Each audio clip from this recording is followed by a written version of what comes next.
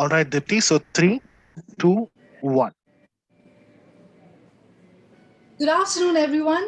Thank you for joining us today for the Economic Times live webinar powered by Amazon Internet Services Private Limited, Fintech, and Intellect Design Arena. I'm Deepthi Diwan, your host for this session on evolving banking ecosystem, fintech catalyzing digital transactions trends. This webinar will help you unlock the transformation of the banking landscape with technology innovation and its implementation and the role played by fintech in the evolving market scenario. Well, we all know that gone are the days when banks existed as a brick and mortar facility, where banking required individuals to visit physically for fulfilling one's transactional needs. Today, banking has not only evolved to exist at our fingertips, but has also been in a space of continuous new developments and innovation in a bid to provide enhanced customer experience, agility in service, and operational ease. In a nutshell, the industry has been witnessing booming trends as they expand to the last mile, with more and more covered under the digital banking ambit. Our experts today will be focusing on various key points that will explain how the banking industry is continuously evolving. The emphasis is on building digital vitality, embracing new age transactional trends, disruptive technologies for online banking security, digital transformation strategies, global benchmark, and more. Well, to set the tone for this webinar, I now invite Raghav Sehgal, Financial Services Vertical Lead, ISV segment, Amazon Internet Services Private Limited, who is also our moderator for the day's session. I'm delighted to welcome our other expert speakers. Mahesh Ramamurthy, CIO, Yes Bank. Sony A, CIO, South Indian Bank. A warm welcome to Ashwin Khurana, CIO, Ujjivan Small Finance Bank. We welcome Mr. Devesh Dinkar, GMIT, Bank of Maharashtra. He is currently in a meeting with the Secretary, Financial Services, Government of India, and he'll be joining us shortly. We welcome A.R. Raghavendra, GM, Digital Banking, Union Bank of India. We're delighted to welcome Milind Varedkar, Deputy CGM IT, Saraswat Cooperative Bank. We're delighted to welcome Mudit Kumar, Head of Industry Agnostic Products at Suntech. And finally, we welcome Ramanan Venkata, CEO, Intellect Design Arena Limited. So well, with that great panel, without further ado, let's begin this discussion. I now hand over the baton of this session to Mr. Sehgal. Over to you, sir. Thank you very much, Deepti, and welcome everyone on this webinar. And thank you all the eminent speakers for joining us. I want to quickly start off this webinar by going around the table and asking for opening comments on the topic that we're discussing. That is, I'll repeat again, evolving banking ecosystem and how fintechs are catalyzing the digital transaction trends. And we'll take it from there. Works? So first of all, I invite Mudit from Suntech, and we can go on from there. Thanks, Raghav. I think we are actually witnessing quite a lot of changing times in our lifetime. I think these kind of changes we have witnessed at any point of time in the past. The way the technology is evolving and the way customers are evolving, the kind of segments that we are dealing with on day-to-day basis has never been before. So I think this is a time for great challenges as well as great opportunities. And I believe with solutions like cloud technologies, you have immense opportunities of reducing your business costs, your transaction costs, at least the infrastructure and technology, IT-related costs by up to 75%. That's a proven use case already. So all the companies, all the banks that are embracing cloud technologies are really on the right track of actually having a much more efficient, cost-effective model. And also, we are moving, as was said in the beginning, the customers are moving away from the brick and mortar business. They want the services and the products to be delivered at their convenience in the channel of their choice. And all of this requires a significant inclination towards technology and digital channels. Now, for the banks to focus on their core competency of banking, we need to let we need to let cloud technologies take over and cloud providers take over the hassle of managing technologies and reducing the transaction costs. On top of that, when you have solutions which enable your relationship-based pricing, you actually are having a very effective tool in your hand where you are actually delivering highest value to your customers at what is the lowest price point for the customer while retaining the value for the bank as well. And finally, there's also a case of, for new generation services, new generation products, to go towards better economies of scale using transaction banking as a tool, as a more cost-efficient tool, which effectively creates a win-win situation for both bank as well as the customer. Back to you, Raghav. Great. Thank you. Thank you very much. I'll now move on to Mr. Milan from Saraswat Cooperative Bank for his opening comments. Yeah. Thanks, Raghav, and hello, everyone on the panel. So when we are talking about the today's topic, if we see there has been an exponential growth in financial service in recent times in India. The internet penetration, the technology adoption by the masses has enabled the financial services, and Fintech has played a major role in this by ensuring the serviceability. What Fintech brings is the serviceability and the cost. So serviceability by Fintechs has ensured that these financial services are reached to the masses, to the remotest areas, right from the onboarding of the customer by offering services like video KYC, and then also offering transaction channels for transactions such as UPI. Also the lending apps. That all has enabled the financial services to reach all the masses, and it has really helped in improving the financial service spectrum in India itself. So Fintech has played a major role in this. There is a flip side also to that, because recent times we have seen a lot of lending apps mushrooming around, and RBI is definitely working on some regulations on this aspect. But overall, if you see this, the story of financial service growth, exponential growth has been enabled by Fintechs a lot. Back to you, Raghav. Thank you very much, Milan. Ramanan, could you also, gather your thoughts and share it with the audience here, specifically around, what kind of new trends that you're seeing and where Fintechs can partner and help with banks and other FSIs? Sure, Raghav. Good evening, everyone. Great. Thanks for the opportunity to be part of this panel and share my views. Let me start by first saying that FinTech means financial technology, and it necessarily need not be a separate entity. Okay, the banks are also FinTechs. NBFCs are also FinTechs because they offer technology to meet their business goals and objectives. There are partners like us who partner with such financial institutions to enable them to achieve. When you actually start thinking why there is a need of this nature, when I look at all of us in this panel, I think we are all digital converts. We were in the physical age, we've now moved to the digital age, and we've adopted to digital. Okay, this includes people like my mother, who's 80, who used to write letters when she got married and moved to Delhi when her parents were in South India, to now using WhatsApp and other medium to do her banking transaction. But there is another generation that has come up, which are digital natives. They don't understand physical based processes at all. And that is where the banking is evolving in every sphere that we are talking about. Okay, and technology is becoming an enabler. Just to give you a sense, Intellect used to have a tagline called "Design for Digital." We have now retagged or rebranded, saying that Intellect Design Arena, live your dreams.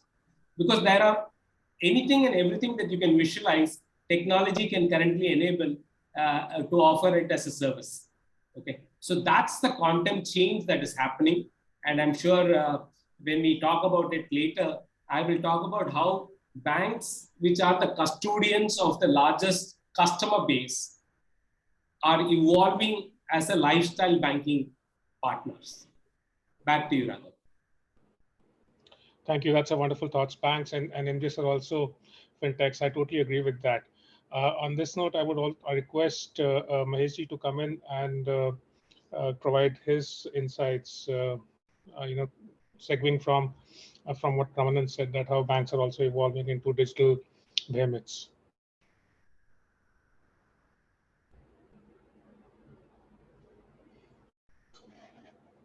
I think Maheshji is still in that meeting. He's not joining. Okay. No worries. Then may I ask Soniji to come in? Yeah, thanks. So I think, most of what my previous speakers have said is exactly what I would also like to say in terms of what has happened in the Indian segment. There has been a watershed moment, of course, with UPI, but then the build-up to UPI has also been quite good. In terms of the kind of stack that we had already on the payment side, which was enhanced in a huge manner by UPI. And if you look at the kind of volumes that we were discussing, 6 billion transactions, 10 trillion in value, 100% year-on-year growth. And yesterday, NPCI was mentioning that they are targeting 1 billion transactions a day. So you can look at the kind of volume that is coming in. And if you really scan the UPI landscape, it's quite evident that it's not the banks which is actually front-ending the journey, but it's mostly the big tech and a few fintechs. Now, that's a very interesting, conundrum, because even though the journey is initiated by a non-banking entity, it is actually the banks which are ending up processing all these transactions. So, from a balance point of view, we might be ending up doing a lot of things at a very marginal opportunity cost, but having to invest in processing these transactions, and then should also have great efforts to own the customer, because if the journey is broken, then the customer is not going to go to any of those fintech partners. They would still come to the bank where who is the custodian of his account. So all of this becomes very important in terms of understanding what is a total relationship with the customer, how do we power those transactions. And let me also add that this fintech term is also a little, the portmanteau of fintech is also a little confusing, because today in the spectrum, you see a lot of companies who are actually tech fins also. Fintechs typically also bring in the customers, which can actually be complementing the bank's own growth strategies. But banks typically end up partnering with a lot of tech fins also, who bring in great technology, like what Remnan was mentioning in terms of great digital capabilities, which are mapped to best in the industry. And then leveraging on that to expand on whatever customer base, captive customer base, and new to bank customer base that they intend to target. So these are the kind of hybrid models that the banks are looking at. But in all of this, it's very clear that in India, if we were to do any kind of partnership, it has to be on the right side of the regulatory compliance mode. As we were discussing earlier, payments is like a sorted game because of the kind of rails that has already been put in. But wherever new age fintechs are coming in, it's an evolving market, and we will see more and more maturity coming in that space in the coming days and months. Thank you very much, sir. I now move on to Ashwinji, from the perspective of how you've seen banking space evolve into, what Ramanan was mentioning, from very brick and mortar, writing letters to a general manager, to doing banking on WhatsApp. So how has your experience have been, and how are you, working with fintechs to help them scale up?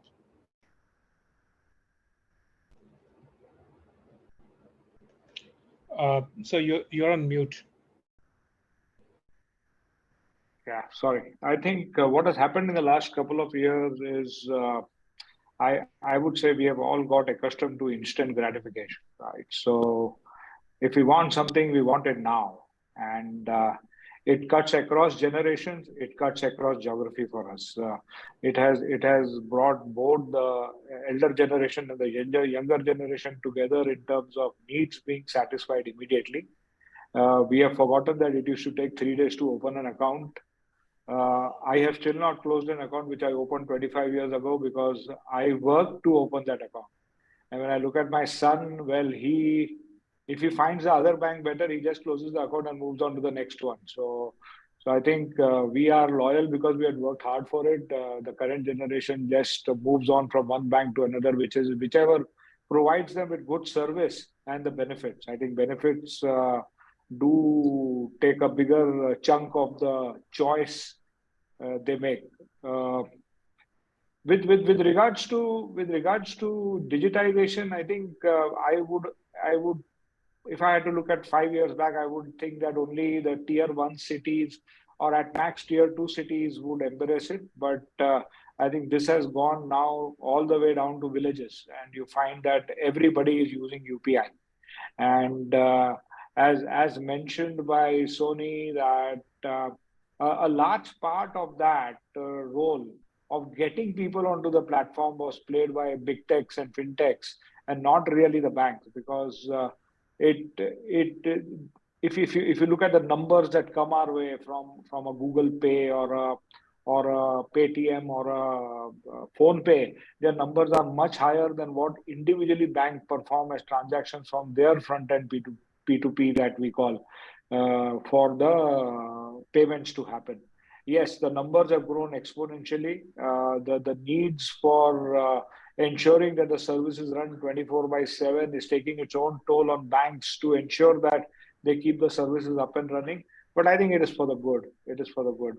And we can only go ahead from here. There's no looking back. There's no looking back to say cash will come into play again.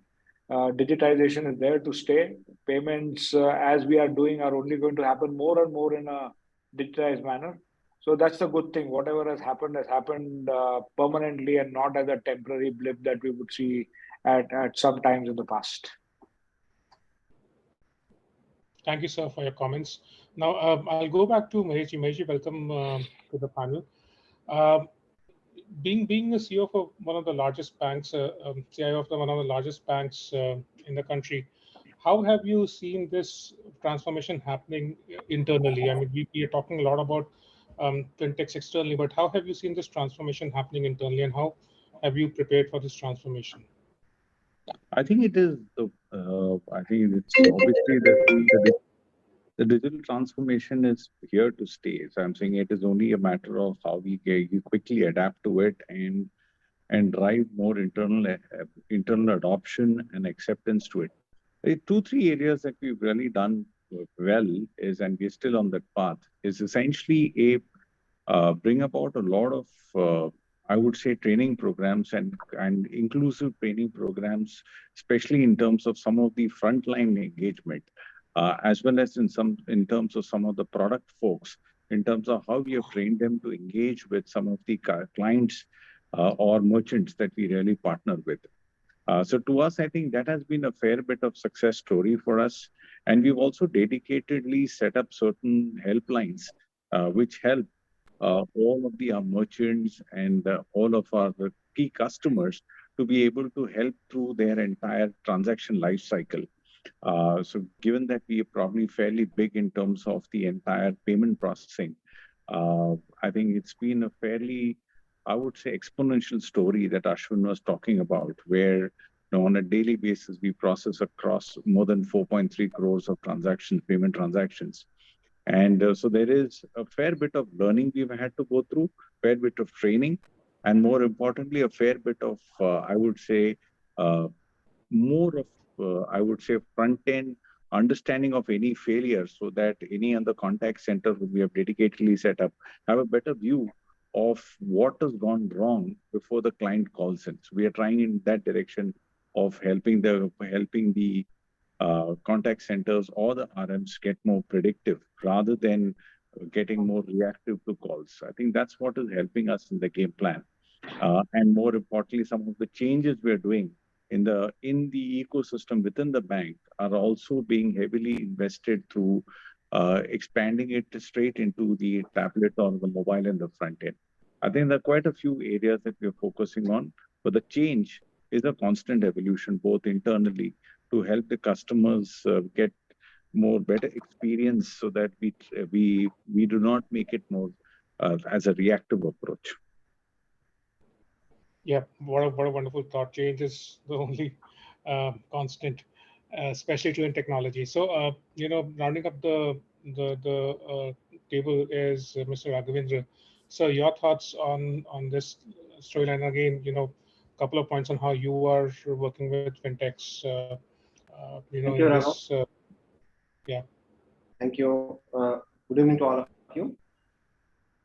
See, actually, the digitization in banking is evolving along with the internet penetration in the country and also mobile penetration.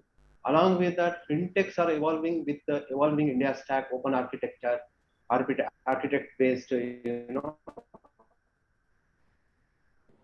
public good, which is evolving. Now, banks together, they are trying to become the other side. Like banks are trying to become fintech, and fintechs are trying to bank. If you see, most of the fintechs are coming out with banking products as a front end also. So, having said that, real success lies in how well we orchestrate all this architecture and public good systems to create a best-in-class customer experience. Number one, and how well we will enable the paperless, contactless transactions through STP journeys. So this is the way forward, and most of the banks towards this journey, they are undertaking this path. So that is from my side.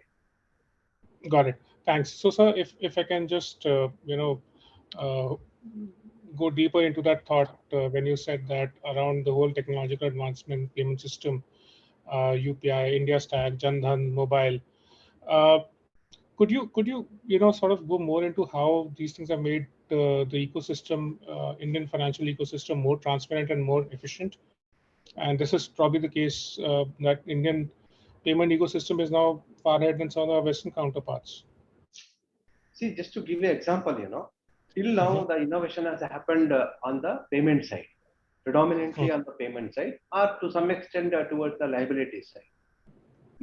In that, if you see, the innovation has occurred predominantly today. The customers are doing banking transactions across platform. It is in fact bank agnostics in the way, suppose if I have account in a bank A, I need not use the mobile banking or platform of a bank A. I can use any other platform to do banking transaction, whether it is fund transfer or whether it is certain payments. Now, in fact, yesterday RBI, NPC has launched another big product that is, credit card on UPI, which is going to bring more agility in the payment systems. Now, having said that, the next level of revolution, which is going to come, is on the credit side, asset side of the bank. See, that is predominantly driven through data and analytics. If you see, the entire underwriting paradigms are getting changed. Earlier, the way the credits are underwritten were based on paper-based, income tax returns and so on and so forth. Today, entire underwriting is undergoing change because of huge generation and so on and so forth. Now, the coming up, initiatives like account aggregator or open platforms or ONDC, this is going to be a big game changer in the banking industry in the way credits are delivered. For example, if you see in case of Oken and account aggregator, the more and more credits are delivered through lifestyle, cycle of the customers. At the right time when he require a credit, including MSMEs, it gets more and more sachetized. Invoice-based financing will kick in, and not only that, in terms of empowering the customers, because of banks marketplace is getting generated in the system, the MSME customers or the retail customers can pick and choose the banks based on the best interest rates available for that particular credit. So that kind of empowerment these customers. So this is a paradigm shift in the way credits are looked at and delivered in the days to come. Great. Thank you very much. You talked a lot about asset side of bank data analytics, and a lot of business would be done, which is would be driven by data analytics. So on this thought, I would like to bring in Ramanan in because I know that Intellect is one of the pioneers in data-driven products in this space. So Ramanan, your thoughts into how data analytics, AI is going to drive business growth for financial industry. Yeah, thanks. I mean, I'm just going to pick a couple of words that Mr. Raghavendra used. Banking follow the lifestyle of the customer, okay, for retail, okay, and incidentally at Intellect we are calling it lifestyle banking, okay. All of us are retail customers, right? I mean, in some shape and form, and I mean, why do we use payments, right? We use it to buy movie tickets, we use it to pay our Uber or Ola cabs, we use it to pay for our hotel bills, we use it to pay to Swiggy or Zomato, or any of those aggregators that we think of, and the regular also, the school fees, rentals or EMI or things like that, okay? So each of these touch point is actually creating data, okay? And it helps the bank understand me as a customer, right? I mean, what's my source of income? Where am I spending? What is my surplus money? What do I do with my surplus money? Can I offer investment products based on the surplus available? Can I offer my mutual fund? Can I offer an FD? Can I offer insurance? Okay, so anything and everything around me as an individual using the data based on my history or transactional history enables the bank to offer this. So that's exactly the point I started by saying. Today, when you look at some of these unicorns, they are valued on the basis of number of customers that they have, not on the revenue, not on the profitability. And you actually realize that the banks already have the customers, okay? Be it Union Bank, be it Ujjivan, be it Yes Bank, they already have the customers. It's about how do they utilize the customer base to enhance the experience so that they generate more revenue. The second word that I'm going to pick up from what Sir said was on MSME, right? I mean, there used to be articles that less than 29% of the MSME had access to formal form of credits, right? I mean, they were otherwise depending on the local money lender to give them working capital needs and things like that. Now, again, thanks to technology, GST data is available. Okay, their income tax returns data is available. Okay, digital onboarding possibilities are there. Okay, Sir mentioned about ability for the MSME to go and check across banks with the best interest rate possible. Okay, newer products like supply chain finance are there. Okay, payable finance, vendor finance, dealer finance, against invoices, factoring, reverse factoring. So a plethora of products are available today for the MSME, again backed with data. Okay, so it is unlike, and then coming to the point that you were saying of AI/ML, we work extensively along with AWS. Initially, we started with AWS 10 years back in the North American market, helping insurers do underwriting. But once you mastered the data AI/ML piece of going through reams of data, picking up the relevant information, offering it to the underwriter to take credit decisions faster, this is exportable. And these are things that are available now for the Indian market as well. So the lifestyle banking is becoming a reality. MSME, various products are available thanks to backed by data, because previously maybe one of the reasons why people were not willing to lend to MSME were credible financial history data not being available. Now with GST, that is being available. And AI and ML is enabling faster decision making and STP processes that enables the reach faster. I think everything is coming together at the right time. And let's all realize any economy, be it India or rest of the world, MSMEs are the key elements of the growth of economy. And if India wants to reach the 5 trillion MSMEs have to survive, and for which finance is an oxygen, and banks have to provide that. Back to you. Yeah, thank you, Ramadan. Now, very interesting point that you brought about, that every transaction, there's so much data goes in, the history goes in, and there's a huge thing. Many things come together into one transaction. So here, I'd like to invite Mudit back again. Mudit, in this whole context of lifestyle banking and you being Suntec being one of the leaders in relationship-based pricing, how do you help banks reduce the cost of serving the customers, or reducing the cost per transaction, given that so much goes into, I mean, I didn't know, but given that so much goes into even doing one single transaction? Great question, sir, Raghav. I'm going to follow the trend that Ramanan did. I'll pick up some words from the panelists and I'll pick up some of the points that Ramanan had raised.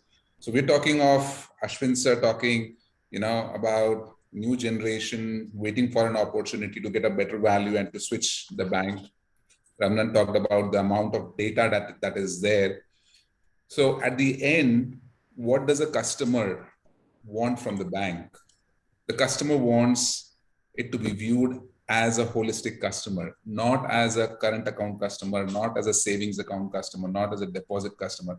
I have my own personal bank, I'll not name it, but they don't view my Demat account as part of the relationship, though it's with the same overall bank.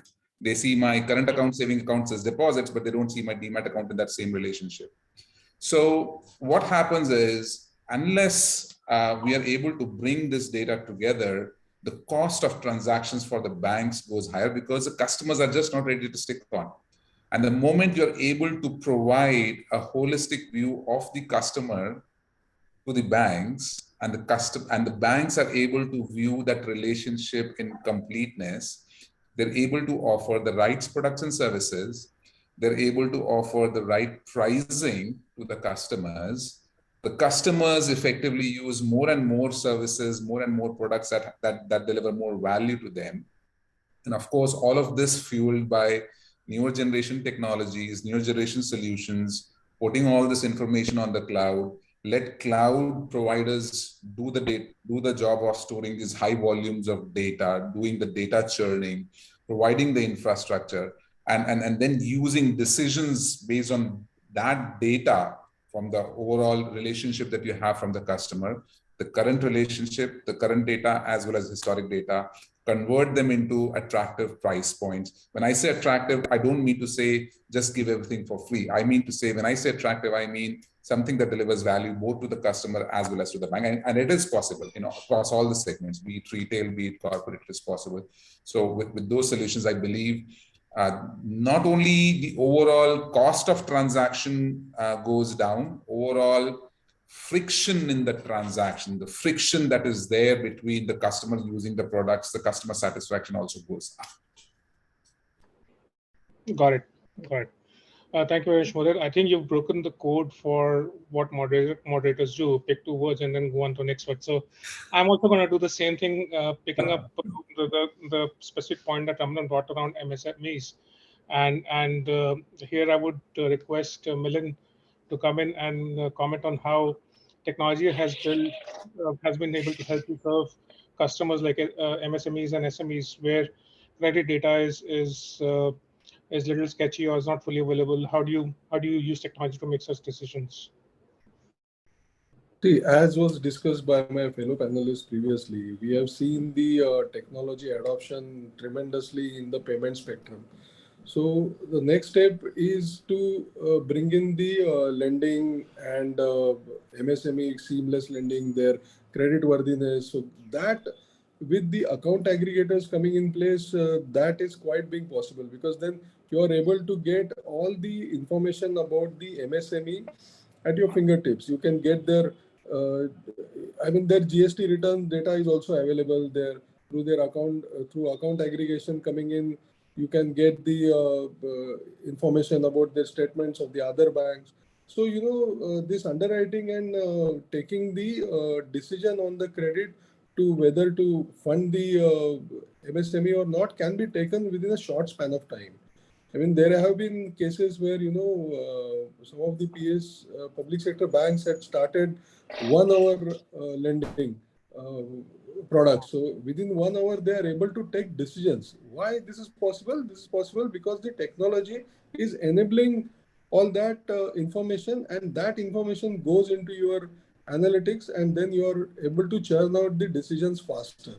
So that is what we are also looking at. We are getting onto the account aggregator platform where we will be able to get all this information faster, and hopefully then we also will be able to serve our customers more faster, particularly in funding them, and even the post funding, the monitoring of the resources, the utilization of the funds also can be monitored online. So that also is possible, how they are spending the fund, whether they are spending it for the purpose that has been given by them. So that also can be tracked, and that also can be, there can be more hand holding rather than, earlier it used to be a regular monthly review or quarterly review, but today you can do the review as the transactions happen. So that is what the technology has enabled us. Thank you very much, sir. So, from the past couple of conversation that we've had, it's clear that we are moving towards more technology-enabled transactions, reducing costs of servicing the customers using technology, partnering with fintechs, and of course, some of you also covered the point around regulatory and all. So, I want to bring in here Maheshji. In your opinion, next 5 years, how would the next generation banking would look like, given the whole conversation around neo banking licenses, given the conversation around regulation, and obviously like you rightly mentioned, some of the apps which are still under regulatory ambit or operating just in the gray area of the regulatory ambit. So how do you see this panning out in next 5 years or next decade maybe? I think what the way I look at it, Raghav, is going to be that banks will continue to be the place where it is going to be the trust-based uh, depository of all the monetary capabilities, monetary requirements of any customer, and they will continue to own the customer. I think that's definitely going to be there, and it is going to not go away for sure. Why? Because any regulator would definitely want the bank to be providing the assurances, uh, which is not just about onboarding a customer, but also from a data privacy and data compliance perspective. There's a lot of compliance at banks overhead, and there's absolutely must as you protect data of customer. Having said that, if you look at today the kind of capabilities, whether it is a neo bank or whether it is a fintech, all of them have started their journeys to operate in specific domains of a retail customer's lifestyle.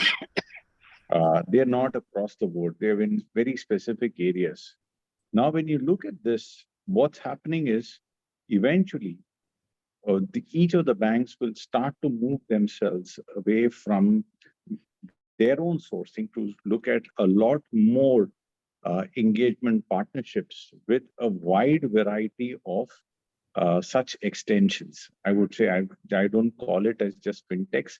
I think there'll be new terminologies that will start evolving over the next couple of years.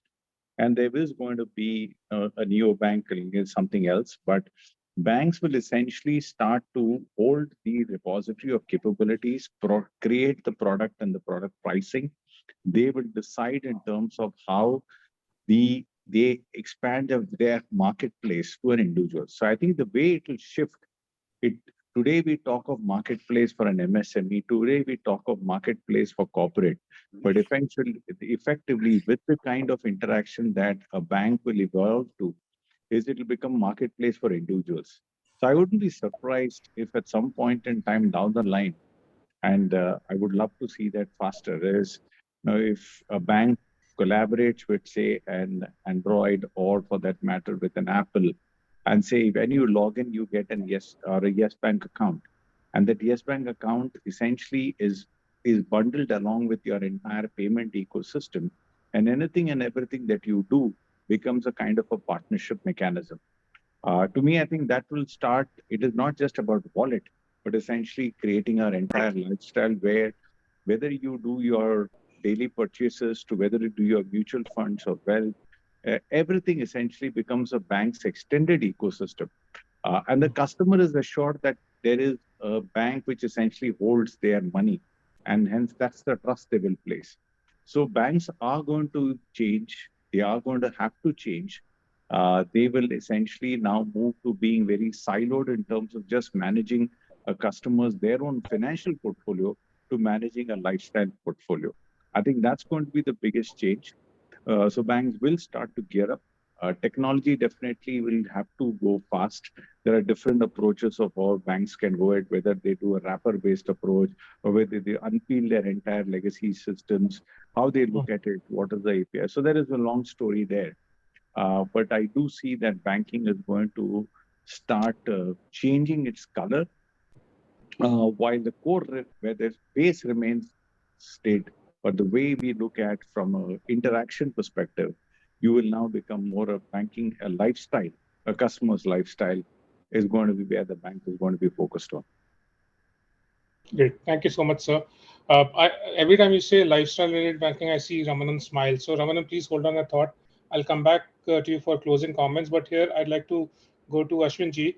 Ashwin ji, what Mahesh sir said around having such ecosystem where banks are custodians of customers' finances, and then the fintechs or all this technology comes become the extended arms.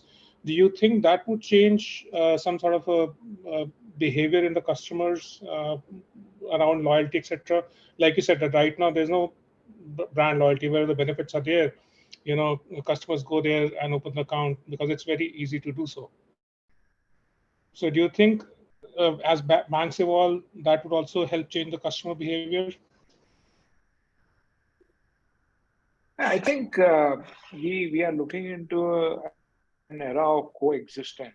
So just thinking that banks are going to do everything and all new things coming our way will come from the banks, I think it's a little far-fetched because banks ultimately are regulated entities. They can only experiment and innovate under the ambit of what the regulators allow you to do, and that's where the fintech step in, right? So they help you build a POC which either works or do not work. I think we are entering into an era of fail fast, learn fast kind of a thing.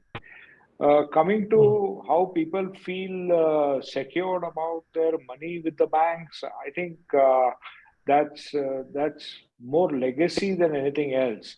For the number of banks that have gone bust in the cooperative space the last 1 year, the trust on the banks is not as much. It is still people wonder that all I keep in the bank and I get 5 lakh rupees back. What happens to the rest, right? So I think more secured way of ensuring that your money is safe will come into play, and I'm sure some of the fintechs will start that too, and will come out of the insurance ambit of 5 lakhs that we keep on talking about as bankers. Is it really? You're talking about 5 to 8 years. Honestly, in this space, I'm looking at things evolve every 2.5 years. There is going to be something new that will be coming our way, and 5 to 8 years is really, really long term. And for how much time it is going to, for how much time what you are doing today is going to sustain in the future is a question mark, I would say.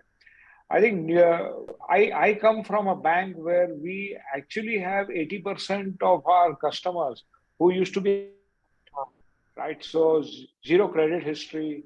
We had built our models to see how we can give them loans. We help them build a credit history, and that's something that we still continue to look at as business coming our way because India is a vast country, a 1 billion population, and as I was reading somewhere, 60% of the population is under 20 at the moment, right? So we are looking at a lot of unbanked customers coming our way, where we help them build a credit history and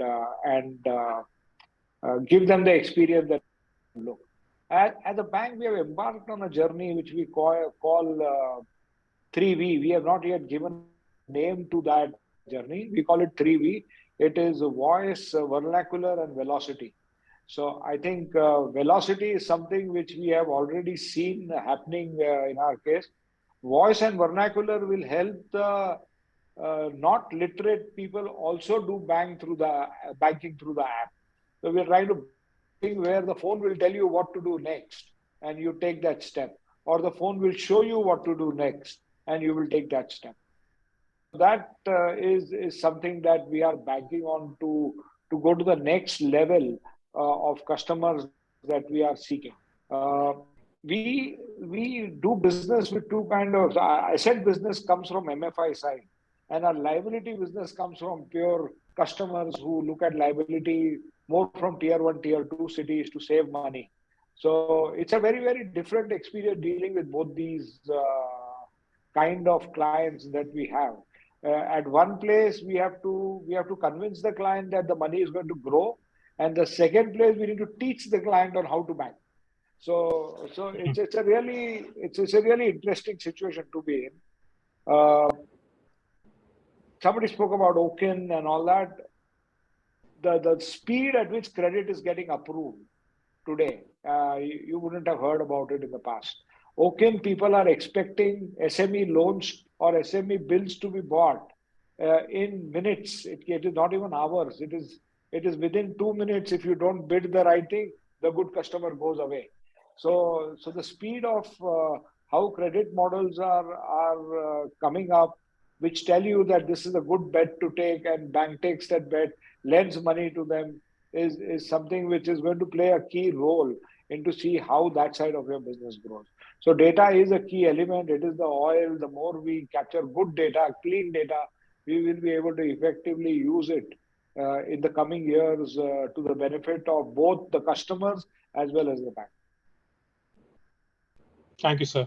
Ramanan, I'm coming to you for the closing comments around what's the next, bank would look like, next-gen bank would look like, more specifically around the thought process of composable banking that is now prevalent, and how from the current situation to next 10 years or 5 years, how would it evolve in India?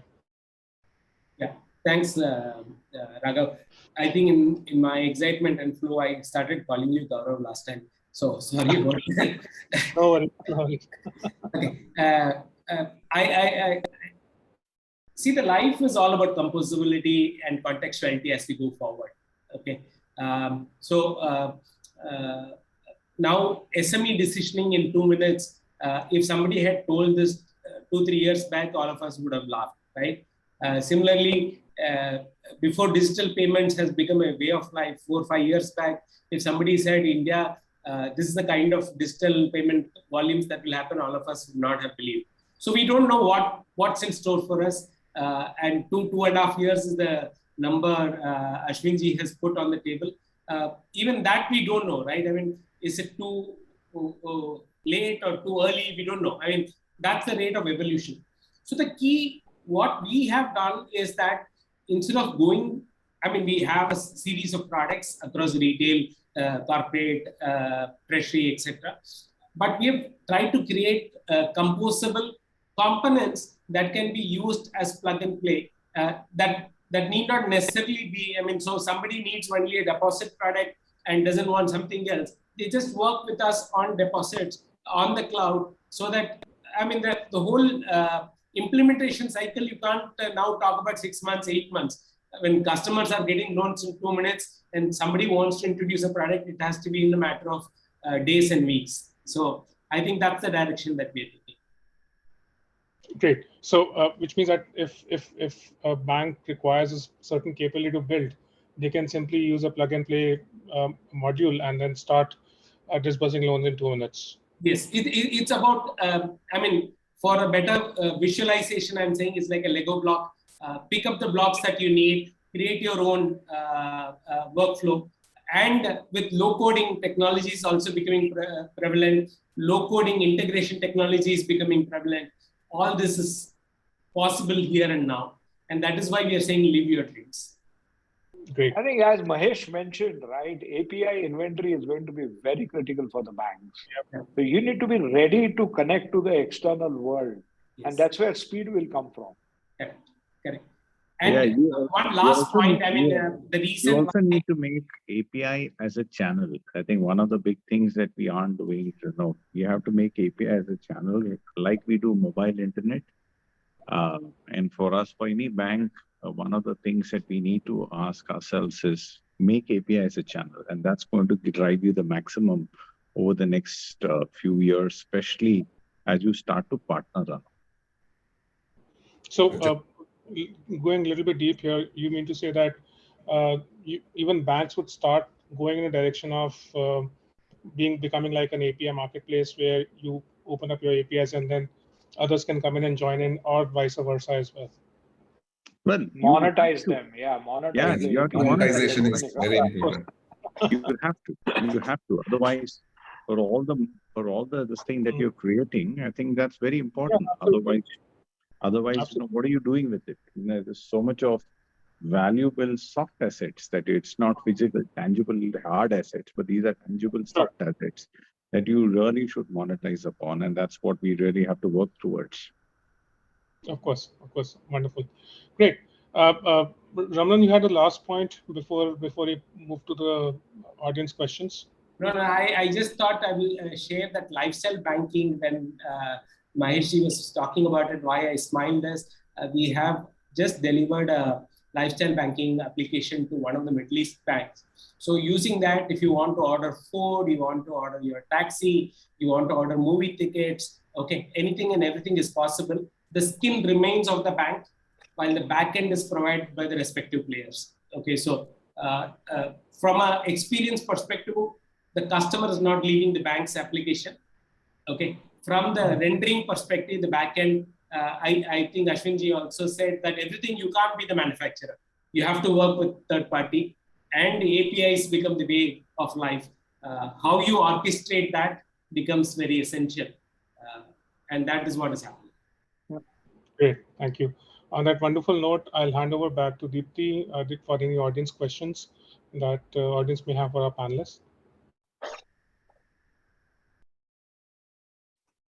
Absolutely. Well, thank you so much, Mr. Sehgal, for wonderfully steering that conversation and for your inputs. And thank you so much to all our esteemed panelists for your insights on this very, very dynamic industry. Well, like they rightly say, customer is king, and an enhanced customer experience can do a lot to uplift the face value of financial institutions. With leveraging technology, the banking domain has certainly proven it. On behalf of ETH, I once again thank our speakers and our audience for joining us for the Economic Times live webinar powered by Amazon Internet Services Private Limited, Suntech, and Intellect Design Arena Limited. This is your host, Deepti Diwan, signing off. Stay safe and have a pleasant day ahead. Thank you. Thank you. Thank you. Thank you, everyone. Thank you. Thank you all. Thank you.